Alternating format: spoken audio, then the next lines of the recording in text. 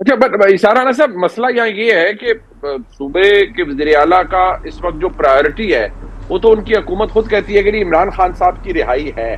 लेकिन क्या जो मौकफ उन्होंने अपनाया है ये दहशत गर्दी के ऊपर कि जी अफगानिस्तान के खिलाफ अगर सबूत है तो दिए जाए, अगर अक़वाम मुत्तहिदा, रशिया, चाइना और दीगर जो सेंट्रल एशियन स्टेट जो कि एडजॉइनिंग स्टेट्स हैं, अगर वहां की जो मौकफ है वो मौजूद है, अगर अक़वाम मुत्तहिदा की रिपोर्ट के अंदर ये मौजूद है कि पाकिस्तान के खिलाफ फितना उल खारिज, BLA, TTP, ये सारे अफगानिस्तान के अंदर इनकी आमाजगाह है जो कि पाकिस्तान के खिलाफ इस्तेमाल होती है, तो क्या वाकई आफरीदी साहब का ये मौकफ दुरुस्त है कि जी मुझे ये जी इसके सबूत हमें दें?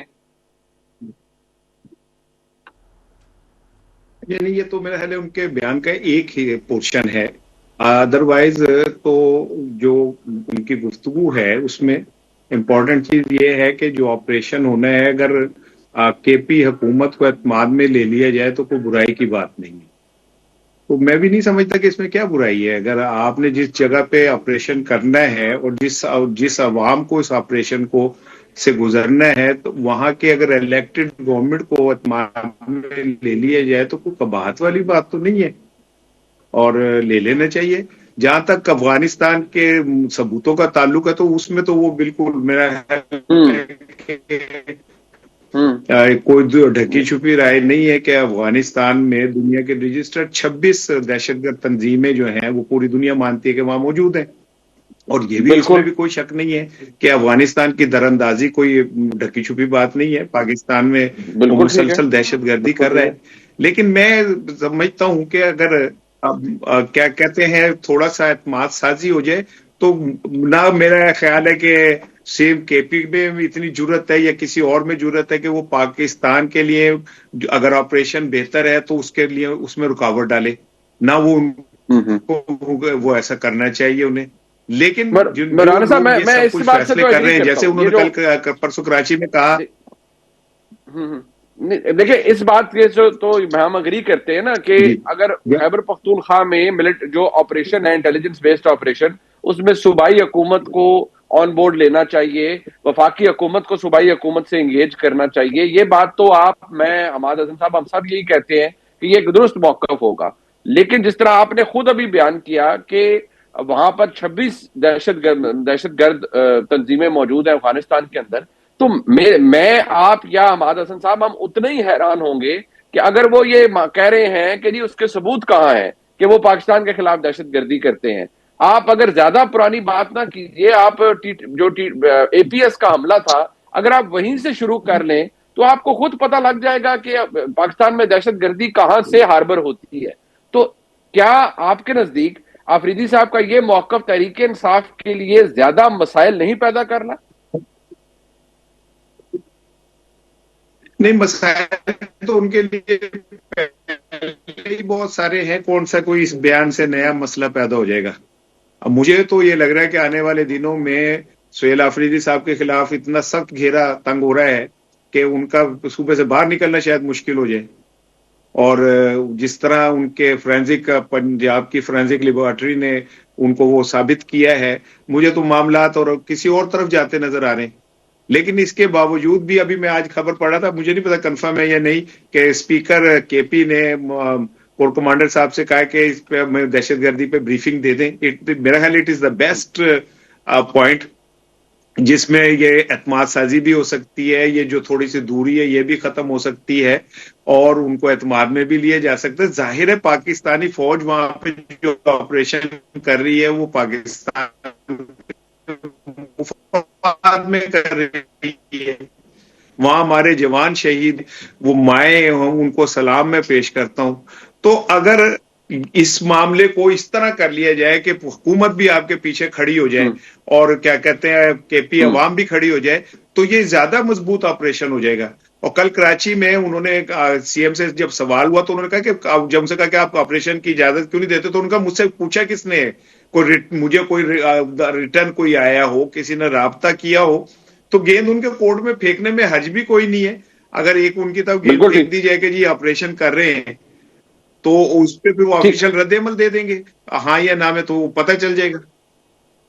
ठीक। अच्छा, मादन साहब, एक अच्छी डेवलपमेंट ये है कि जो तनाजा ऑपोजिशन लीडर की नामजदगी पे था करीब, और वो उसके लिए अब खबर ये आ रही है कि वाकई उसमें एक पेशरफ्त शुरू हो गई है, और ऑपोजिशन लीडर का अब जल्दी नोटिफिकेशन हो जाएगा कौमी असेंबली के अंदर, यानी अचकजई साहब बन जाएंगे ऑपोजिशन लीडर।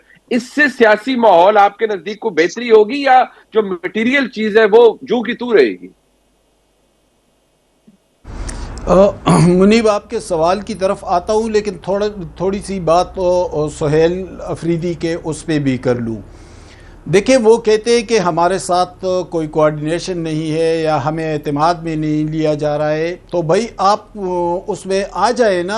आपसे तो बार बार कहा जा रहा है, फेडरल गवर्नमेंट भी आपसे कह रही है।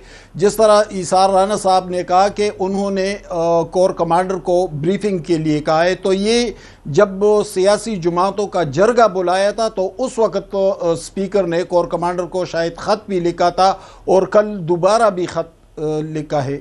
लेकिन पहले ये तो पीटीआई वाज़ेह करे कि वो स्टेट पॉलिसी के साथ हैं। तो अगर वो स्टेट पॉलिसी के साथ है तो फिर ठीक है, वो उनको ब्रीफिंग दे देनी चाहिए।